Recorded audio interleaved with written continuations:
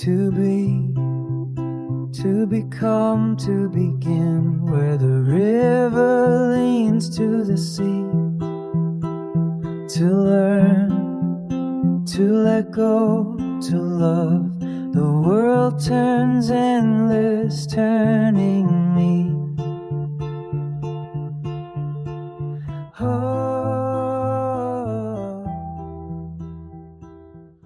We're currently living in the late stages of Game A, a civilization powered by democracy, science, and finance. That has done incredible things, but has now hit a hard planetary boundary.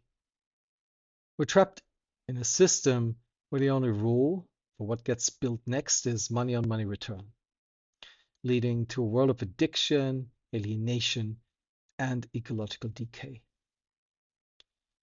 In this conversation, Jim and I explore the exit strategy, minimum necessary radicalism. It's a framework for a fourth epoch of humanity, Game B. We discuss why revolutions usually fail by going too far and why reforms fail by doing nowhere near enough. And we dive into the architecture of this new world, membranes that act as social laboratories, growth through forking to prevent cults and corruption, and liquid democracy to restore our ability to actually make sense of the world. This is about moving from a world of the big men and status games to a society organized around human well-being and ecological flourishing. It's time to take a bigger swing. I hope you have fun with today's conversation. What about minimum necessary radicalism?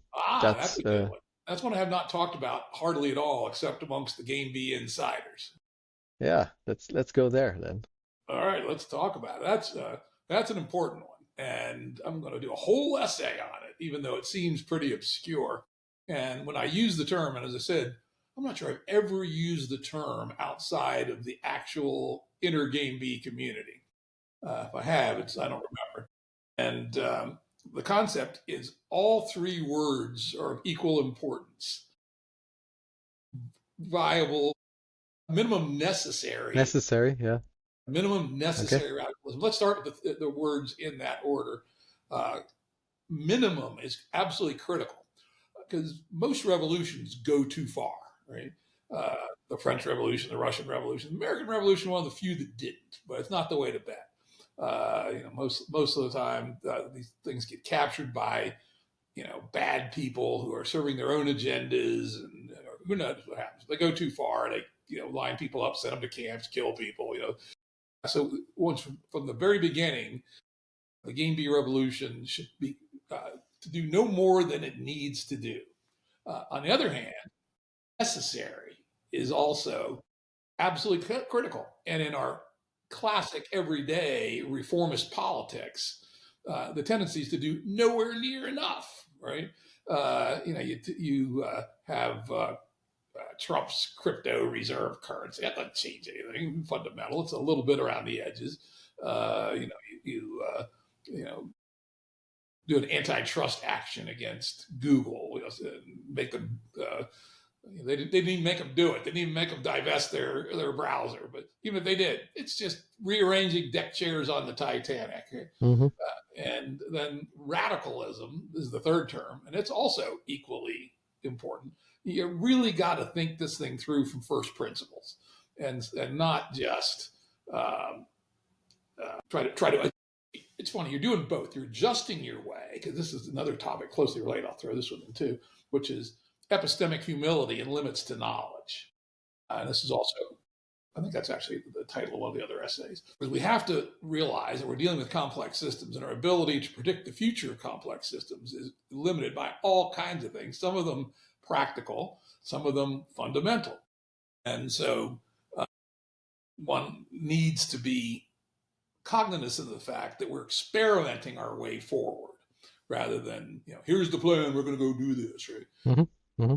But we believe that the time of micro adjustments only is over. It requires a bigger swing to really move the world to a different attractor that can actually survive for the next 10,000 years and go on to our glorious future.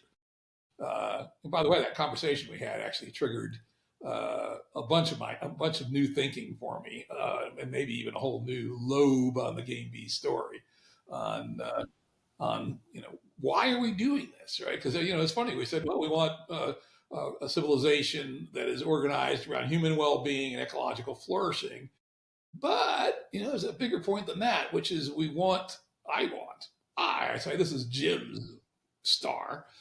I want this thing that started with the Big Bang as a simple physics thing. It's come through 28 levels of emergence, at least, probably more.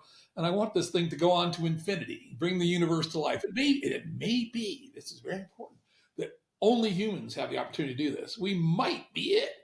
This is, of course, the Fermi paradox, which I talk about a fair bit, which is maybe we're totally alone as a technological society. Maybe they're common, or maybe it's something in between. But until we know which way it is, we better be damn careful not to fuck up this chance for the universe to come to life. Yeah, I like those two directions. Either we have to know how to deal with the rest of life, or we are responsible for bringing life into the universe. I agree with that. But let's go back to our three terms. So the first two are qualifiers, dimensional qualifiers of the third. So let's first unpack radicalism, because you started by equivocating radicalism with thinking from first principles. But I think there's more richness to that term, and it encompasses more. What do you think of when you think of radicalism? In particular, in this case, I have a model of the arc of history, of human history. It has three parts so far. So small number. First was the era of egalitarianism. Probably 290,000 years of human history. We lived as forager people. We self-managed. We were not controlled by chiefs or big men, etc. Then, with the development of agriculture and nomadism, and in some odd cases, aquaculture and a few other things, the first game started to end. It didn't end everywhere. Still people playing the first game, the egalitarian game, not too many.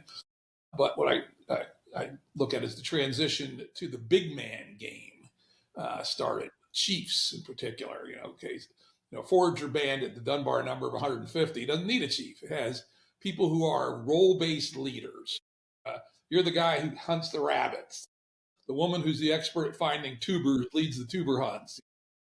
Who just got the nose for finding the antelope. He leads the antelope hunt. The shaman is the one that does the religious ceremonies, but nobody is a general leader that tells people what to do. And if we look in one of my very favorite books, Chris Boehm's Hierarchy in the Forest, he goes into great detail on how we were able to preserve the egalitarian culture for most of our history, despite the fact that we're descendant from horrendous hierarchical killer apes. Right? Chimpanzees are nasty motherfuckers. Bonobos have a bit of a better reputation, but they're not much better, as it turns out. But this forager operating system allowed us to not tolerate the big men to try to suppress us. Everybody honored their integrity. And one of Boehm's theories is that it was weapons that allowed that. The biggest, toughest chimp can physically, and with one or two assistants, can intimidate a whole tribe of chimps. But two dudes with a spear can kill the biggest guy around. And so his thought is just that. So, but then once the power of agriculture and accumulated surplus became a thing, it allowed the emergence of the big man. And it's almost always men. Occasionally, less than 1%, it's a female. It's almost always men. A chief, a priest, who has broad power, often hereditary or kin-based, always is recruiting henchmen. Because again, from a game theory perspective, you're just one dude. So guys with the spears can kill you. But if I get enough henchmen together, then any likely upstart that wants to overthrow the big man and return to egalitarian rule will fail. And we basically had growing big man rule for the next 10,000 years.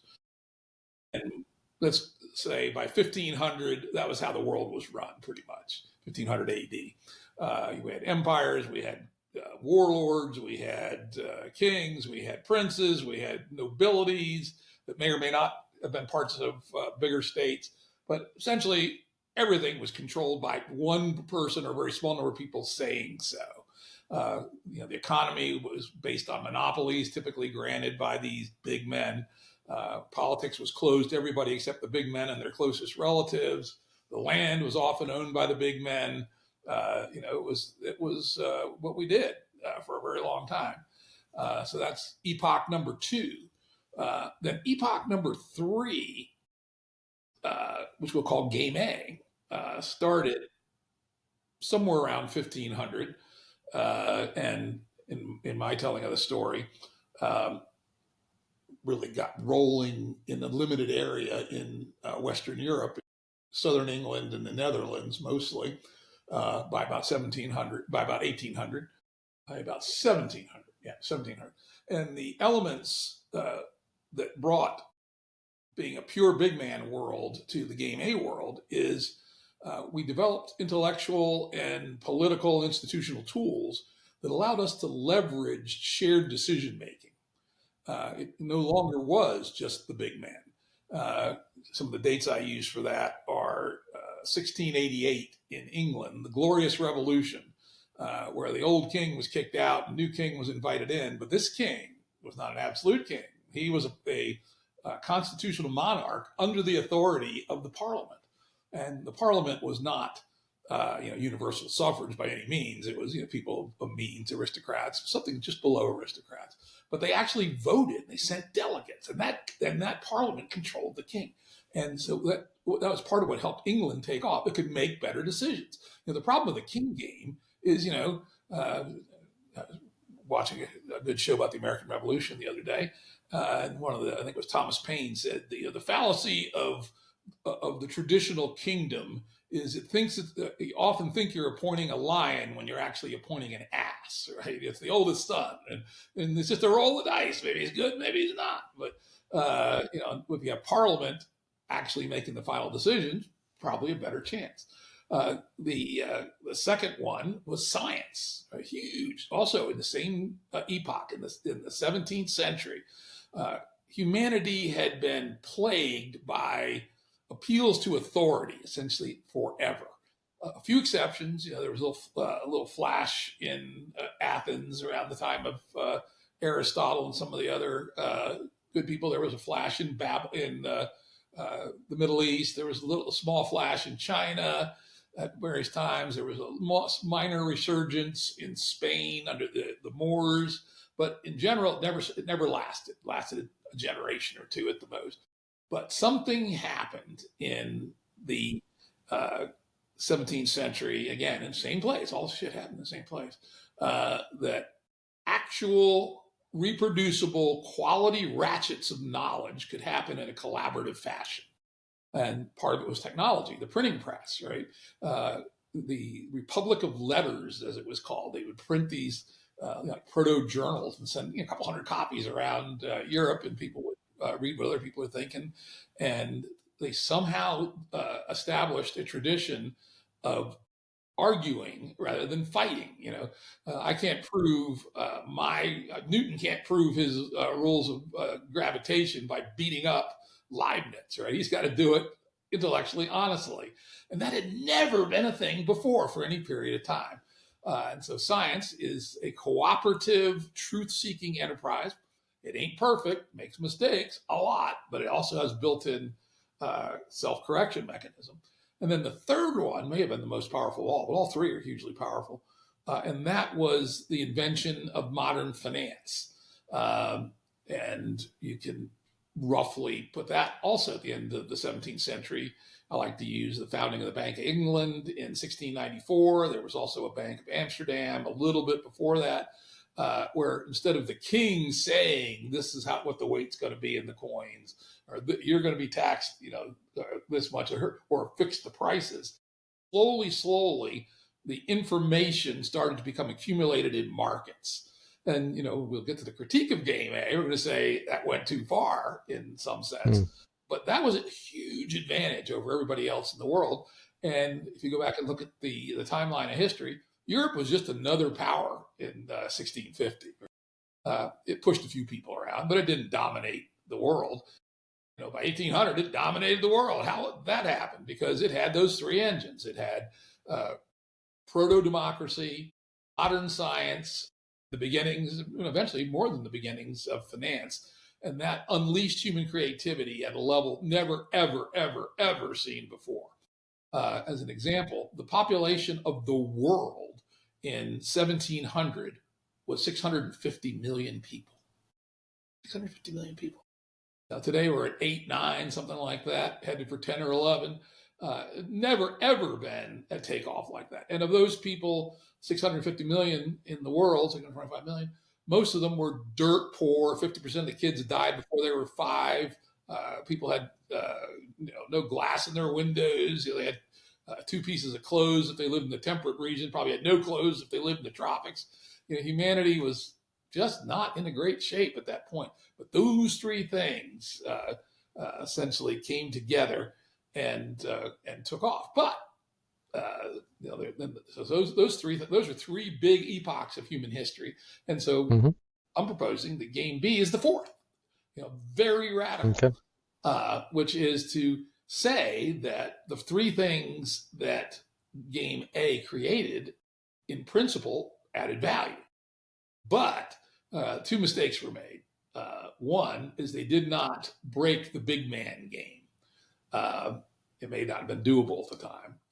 Big men, weren't quite as big as they were. Constitutional monarch as opposed to an absolute monarch. But the money power certainly allowed big men to achieve lots of power. And so we didn't go back to the egalitarian game. We kept a lot of aspects of the big man game.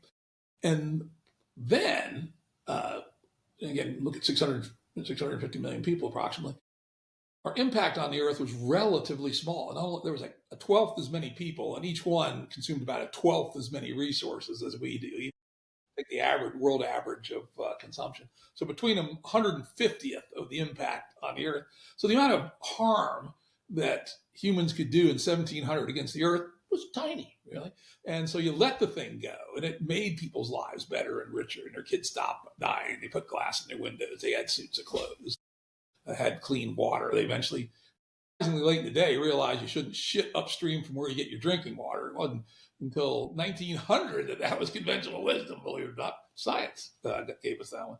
But you put anything on an exponential curve in a finite planet, and guess what? You eventually hit the boundary.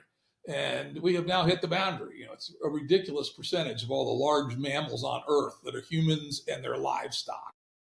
70% birds, I think it's 80% of the total mass of birds on Earth are domestic poultry. What the hell? It can't go on too much further than that.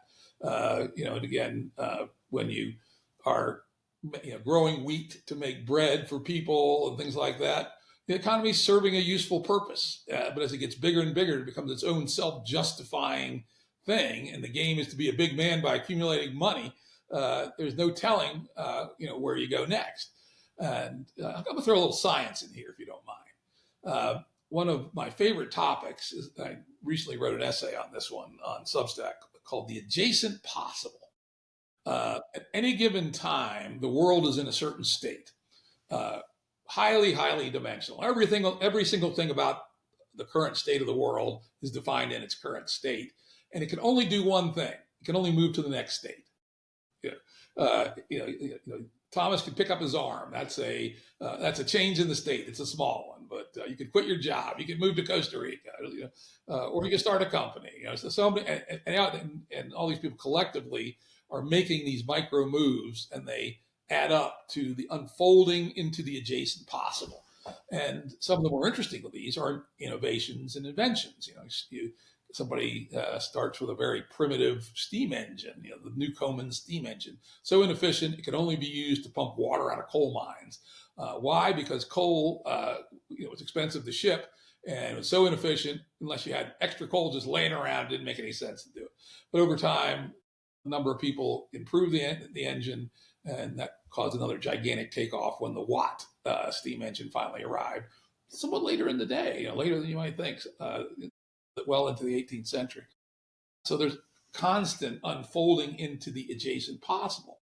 But what was the pruning rule? When you look at what is the rule by which things are brought into being? It used to be, we have more food, that's good, we won't starve. But once you have financialized, commercial financialized economics, you have organizations of companies that are using scientific principles, et cetera, and you have a democratic pressure for more and more and more. The pruning rule becomes what is profitable in money, period. So when people are thinking, not quite period, because people do have their passions, right? People love their products. I always love my products. I picked products I thought I could make money at. Sometimes I did, sometimes I didn't, but I love my products. A lot of people just, pick something because it made money. That's the signal.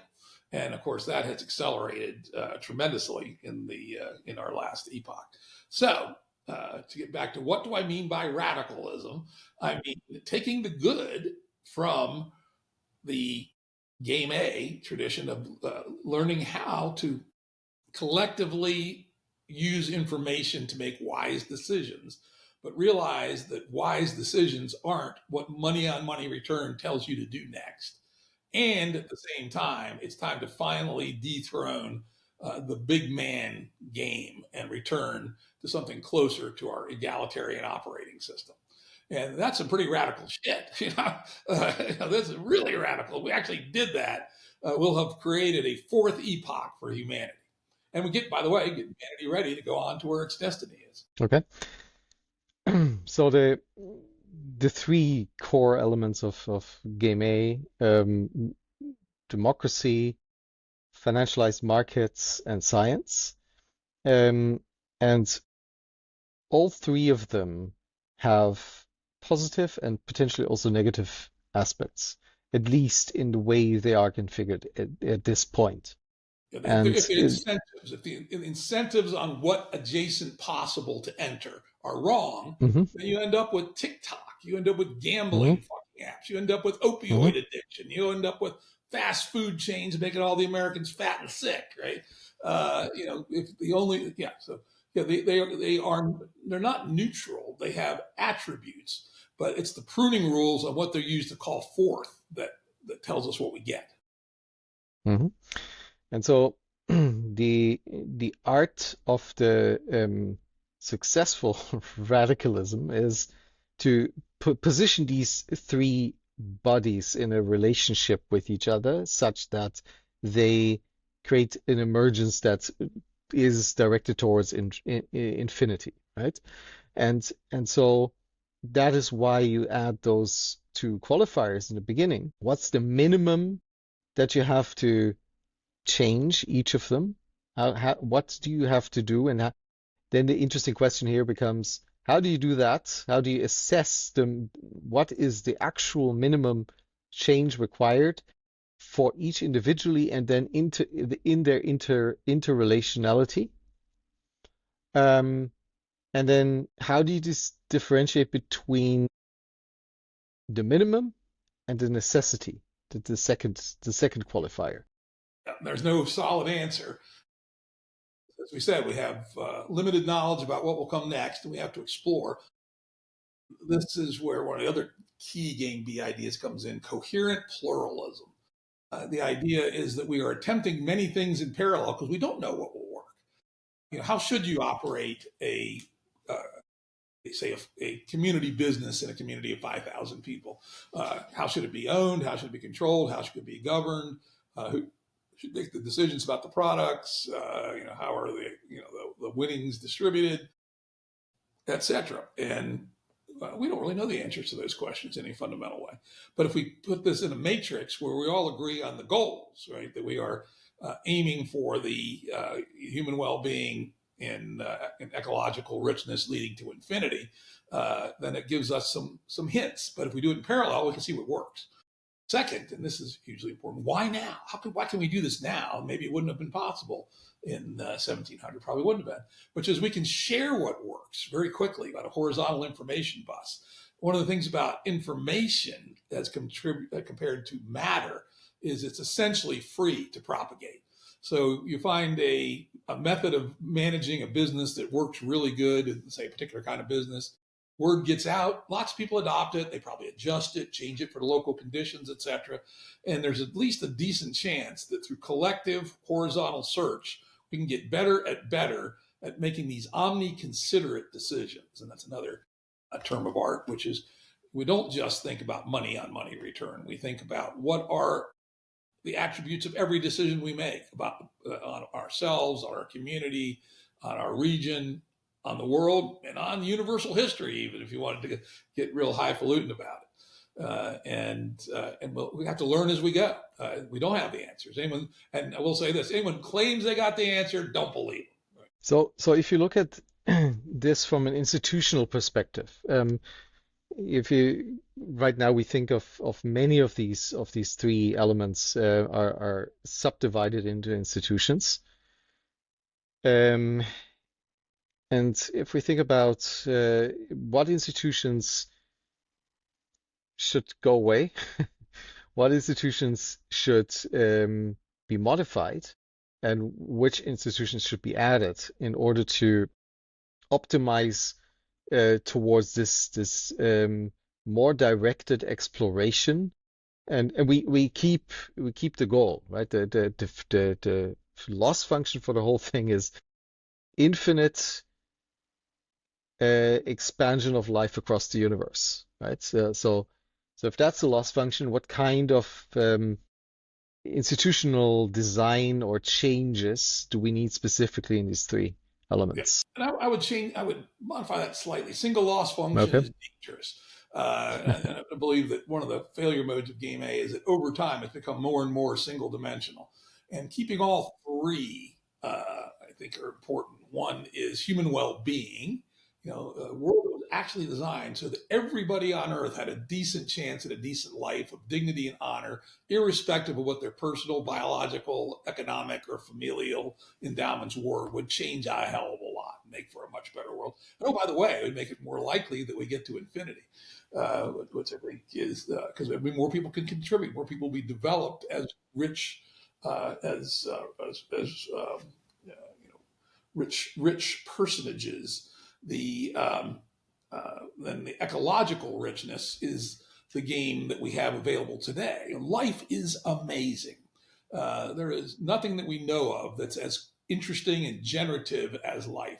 You and I and the redwood tree and the mushroom, we're all descended from Luca, the last universal common ancestor. And through an amazing series of horizontal searches, somehow all this came to be. Until we got something better in life, we better be mighty fucking careful about not screwing it up. And then, of course, the infinite is where we can go from there. But I suspect we use that as a long guide, but we focus a lot in the short term on human well-being and ecological richness, but not giving up and keeping in mind that the goal is still to be infinity. So we don't want to overly collapse on any one metric. In terms of the institutional part, this, again, inevitably has to be a learning process. What we had evolved out of the big man game. We had kings, it became constitutional monarchs, etc.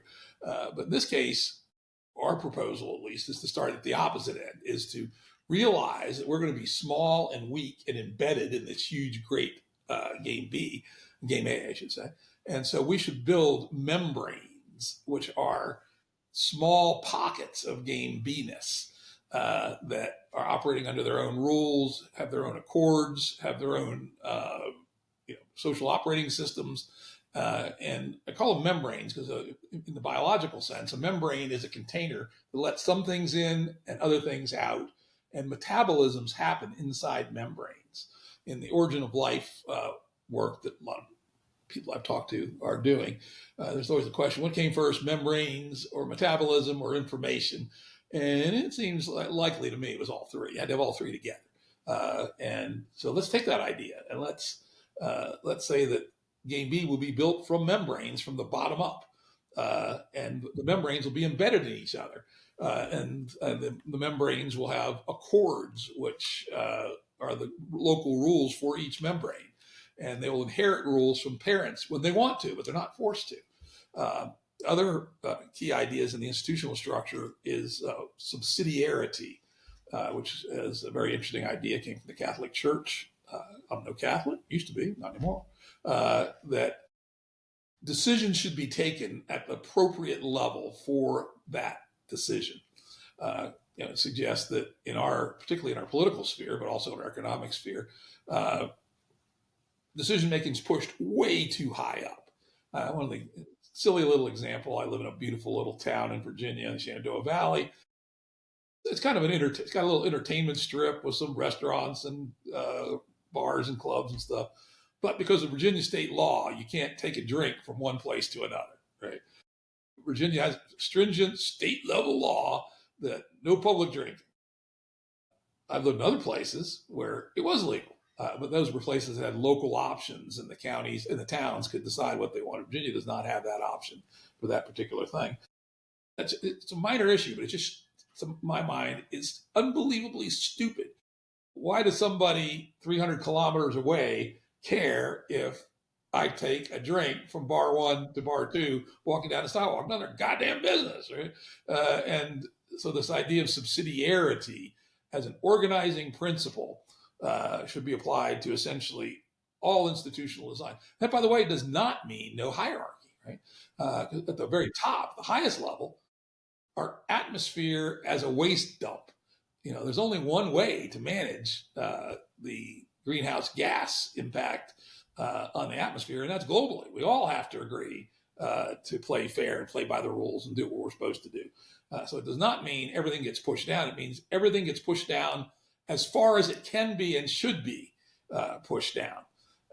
And I think that is a huge change, particularly against the pressures that gigantism, particularly financial gigantism, but also political gigantism, have put into our world.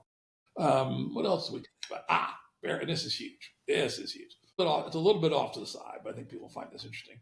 People often ask me, well, why hasn't this happened before? Why didn't this work? Key reason, it's too goddamn hard. If you try to go against the grain of a society, 1 or 2% of people might be able to do it because they're just cast iron sons of bitches, right? But most people get worn down because they're not getting the status gains, they're not getting the ease of life. Everything is hard. When they're sick, they can't afford a doctor, etc. And what's that? Okay, later. And so we call those the adverse currents. When you're swimming in game A today, if you're trying to do the right thing, there's a good chance you're going to get your head bashed in by, not because somebody doesn't like you, but just because of the way things are organized. Within the membranes of game B, you're in a game B membrane when doing the right thing feels like the right thing, not like the wrong. And we would certainly use that as a tuning mechanism in this horizontal search space. Are our currents getting better? Is doing the right thing being rewarded with status and quality of life and just generally the thing you want to do the right thing? Let's give you an example. Go off on this one. It just annoys me so much. Go ahead. There's another institutional modality that our mutual friend Trent brought into a similar conversation many years ago, and it was forking. I mean, Yes. Coming from software development, forking comes very naturally, and it's a really, really good modality to systematically explore the search space, right? We assume forking is an absolute part of game B. So let's say you have a community 200 people, and it gets a little too big and it wants to split. So you fork it, literally, and you can decide how you want to fork it. You want to be a clean fork? You just take the current copy and make another one. They go do their thing, or do you have a relationship between the two that they co-own some commons together, maybe? So we see growth via reproduction as absolutely critical, and we even go so far. Some people disagree with this, but I want to retain it, at least intellectually. Game B itself should be forkable. If game B goes bad, which it might, someone should say, fuck old game B. Let's have game B prime and just take the whole thing and fork that. I'm absolutely with Trey. I may actually I don't know if I influenced him or he influenced me or we influenced each other. We've been friends for 25 years, and I think we're both in strong agreement that reproduction via forking is a hugely powerful concept in two ways. One, it provides a pathway for growth, right? Because you don't have to decide everything in one place. But second, it's a check and balance on the blight, the things that go bad. How many of these little communities become cults, right? If something becomes a cult, you don't want to be stuck in it. You want to be able to take the good parts from this thing and fork it, and nobody should be able to stop you. And I would add another dimension, which is the delta. So you could say, okay, I'm just going to start a new community out of this community, and you could call that forking because you're naturally going to inherit a couple of things from that community.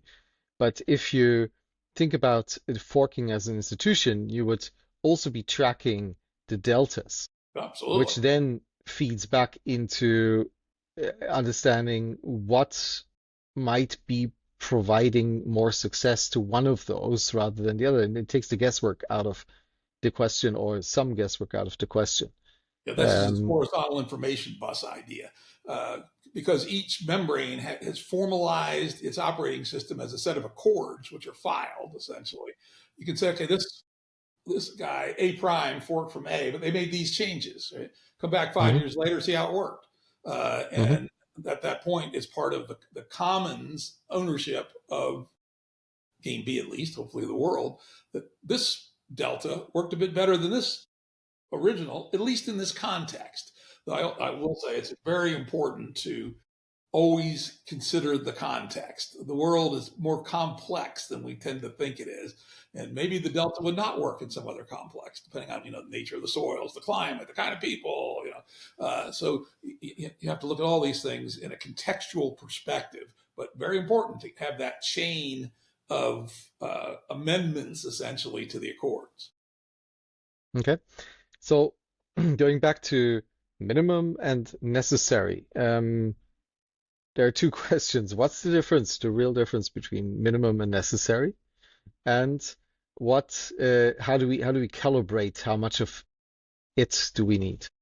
Yeah, I mean, you could say that minimum and necessary are identical, but I think that's not how we tend to psychologically think about it. I would say necessary tends to be more towards a maximalist size. I want to make sure I have enough. Right?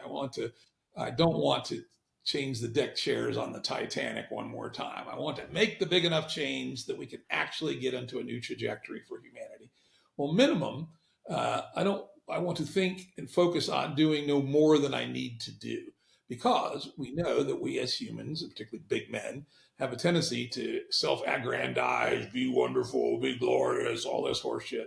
And so I think of minimum as the warning not to take that road. But necessary to be the warning not to take the road of doing too little. So it's a dynamic tension between the two. Mm-hmm.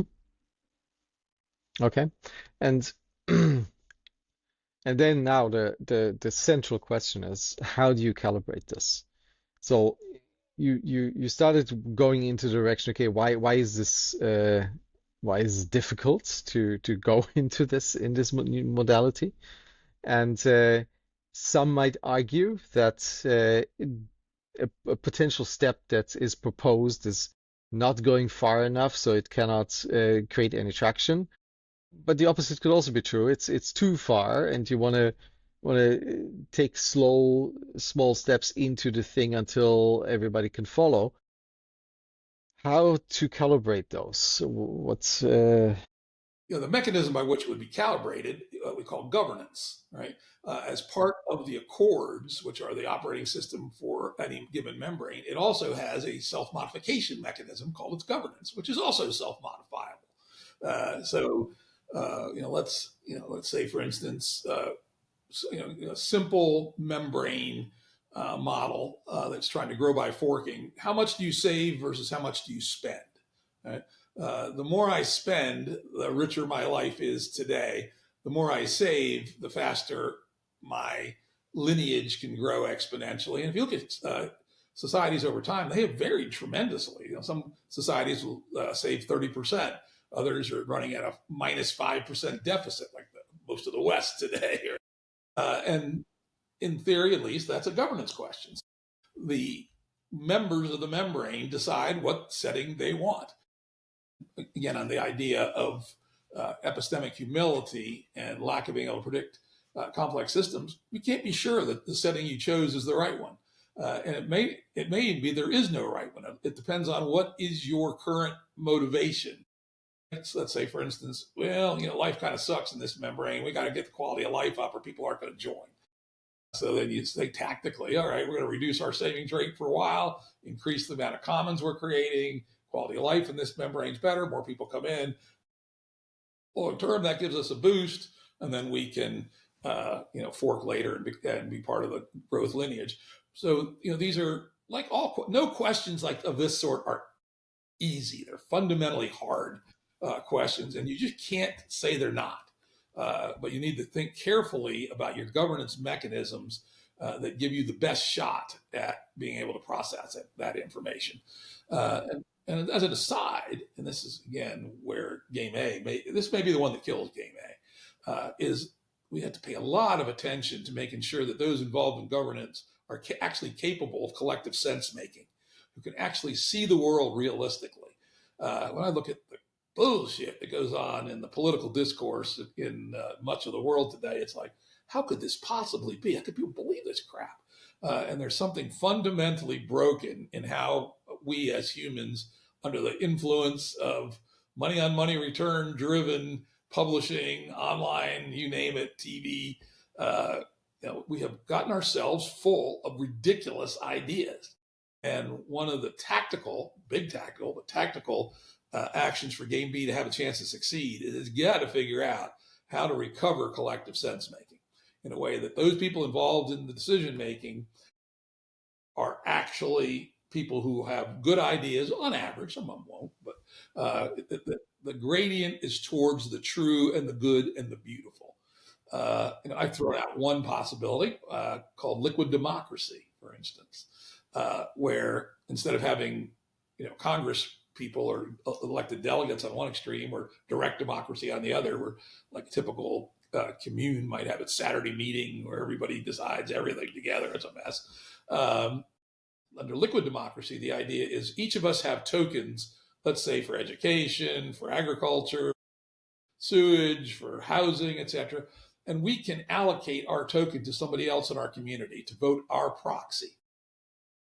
I go, Thomas knows a hell of a lot about building materials. I'm going to give him my building materials proxy. And he votes my building materials proxy. And he votes a bunch of other people's business, building materials proxy. But here's the key. I can always revoke my proxy and I can vote it myself if I want. Now, I've written several essays on this topic of liquid democracy. I also warn that it's a complex adaptive system and you better try it at a small scale before you try it on a nation state.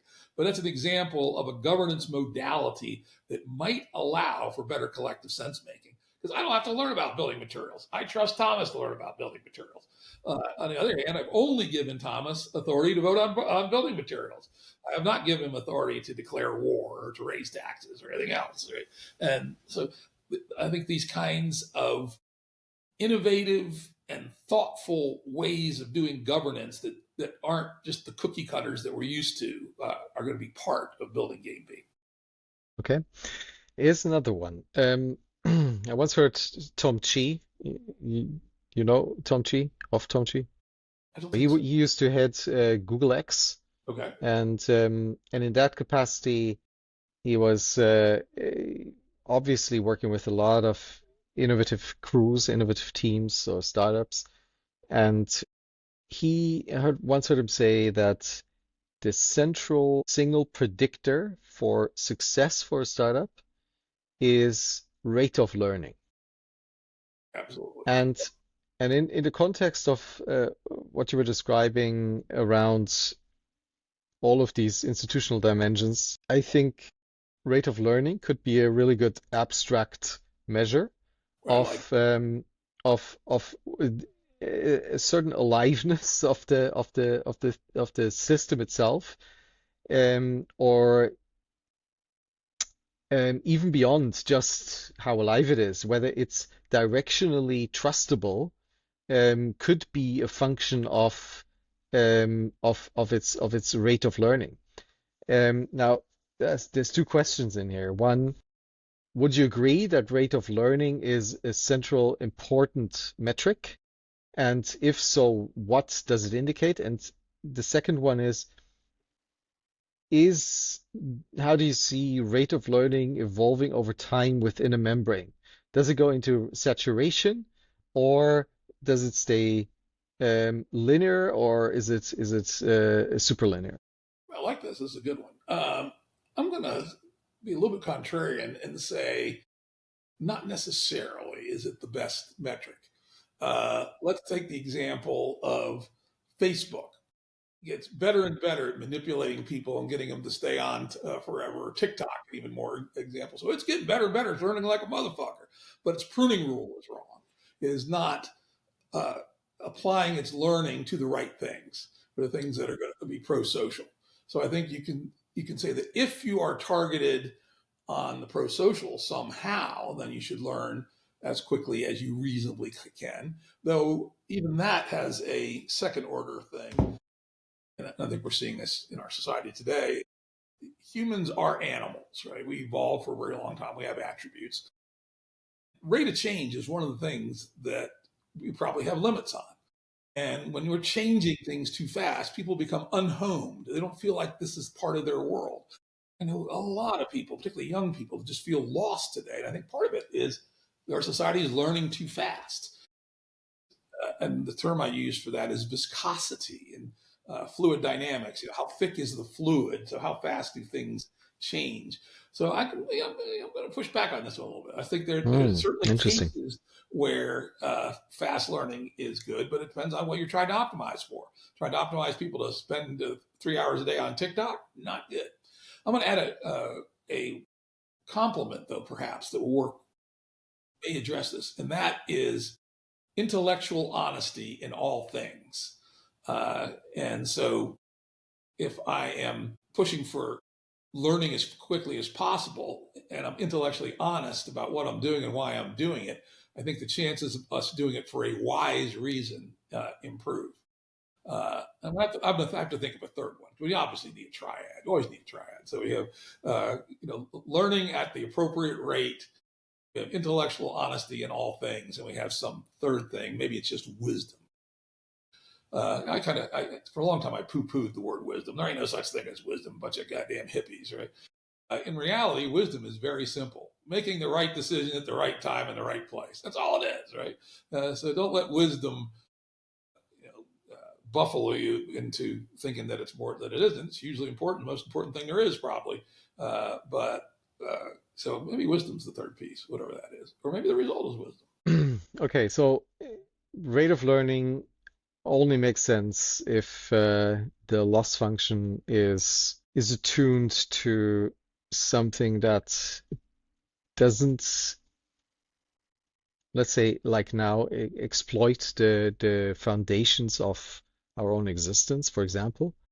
So we have to be careful about what we learn fast towards, and we have to understand where the minimum and the necessary boundaries for the rate of learning might be. And so what if we applied this wider context? So if you're continuously learning not only about what's happening in the membrane, but also what the membrane, all of the interactions of the membrane with its surroundings. and you're learning simultaneously around that too. This would potentially create a feedback into the membrane that can recalibrate the loss function of the membrane towards and also regulate viscosity. Because for some reason the effect might be detrimental to the survival of the membrane itself, so it starts slowing down. And I think this is a very powerful concept because membranes belong to membranes. I can give the simple example. Suppose that we're in a river valley and there's 20 villages that do organic agriculture, and they come together to form a marketing agricultural cooperative of which they all belong, right? And only their organic food businesses belong, and they set the rules for that membrane. And if the relationship between the upper level membrane and the lower membrane isn't correct, then there's going to be dissonance and people are going to be suboptimized.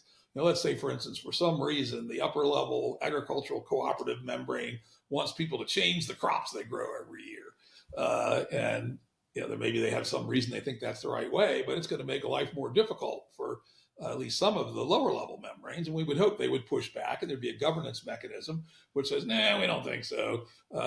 Here's how we decide. We decide that, a few of us are going to change our crops each year to have some more diversity and reduce ecological risk and things of that sort. But, most of us are going to continue to grow the crops we usually grow. And so there's a governance stack and tension that has to come into focus over time, I think, to get this right on all these questions. What are the answers? But also the meta questions, like what is the viscosity?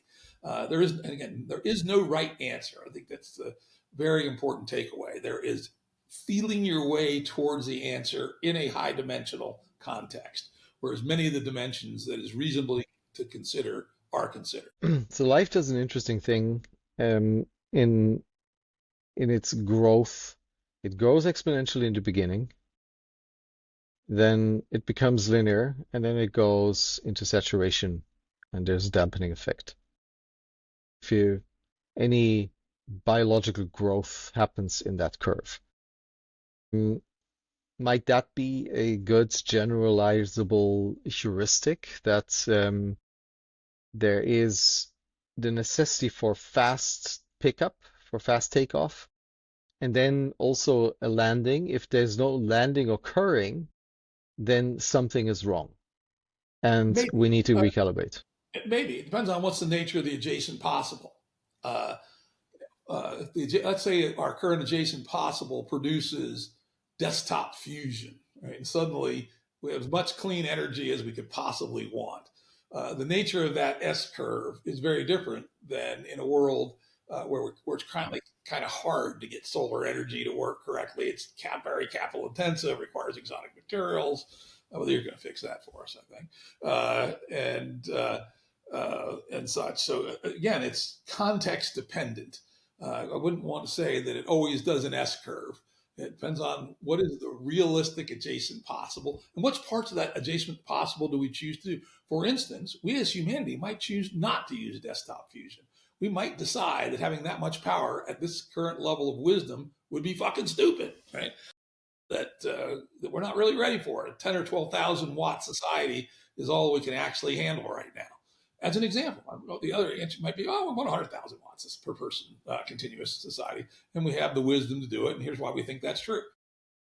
Omni-considerate. Think about things in multiple dimensions, in multiple contexts, and then you have to decide, and you just have to realize you ain't always going to be right. All right, so this is all extremely abstract, talking about this, and let's try and get it into feeling space. What does this feel like compared to the way we do things right now in a town, in a village, in a city, in our relationships?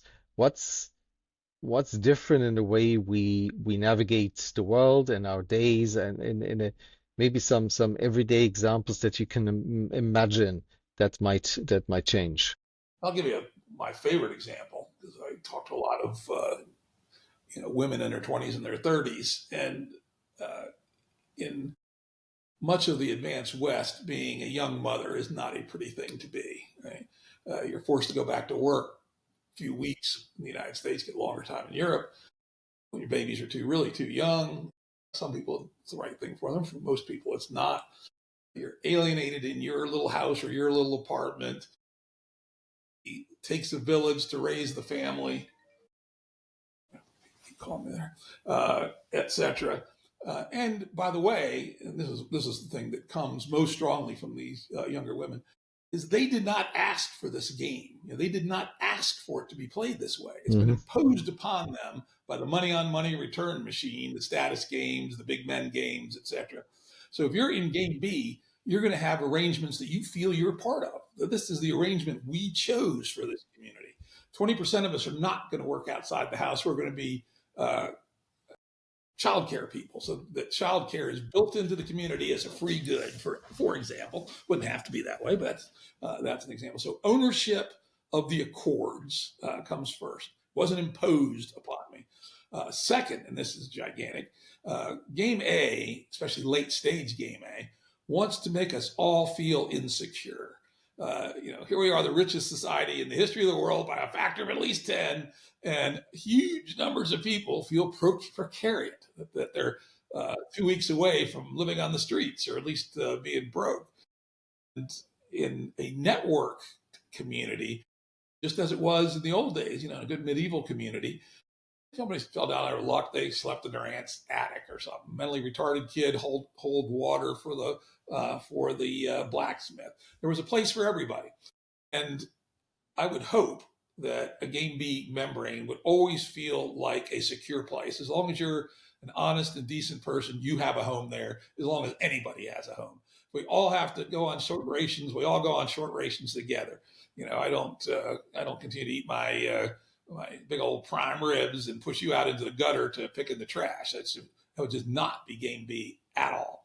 And then further, this was an early, I think, insight in Game B. We talked for a while about Maslow's hierarchy and self-actualization, us becoming more adept at various things. I do still think that's very important. I do think that that's a far better status game. That I'm very adept at doing embroidery, or very adept at growing roses, as opposed to very adept at buying Porsches or something.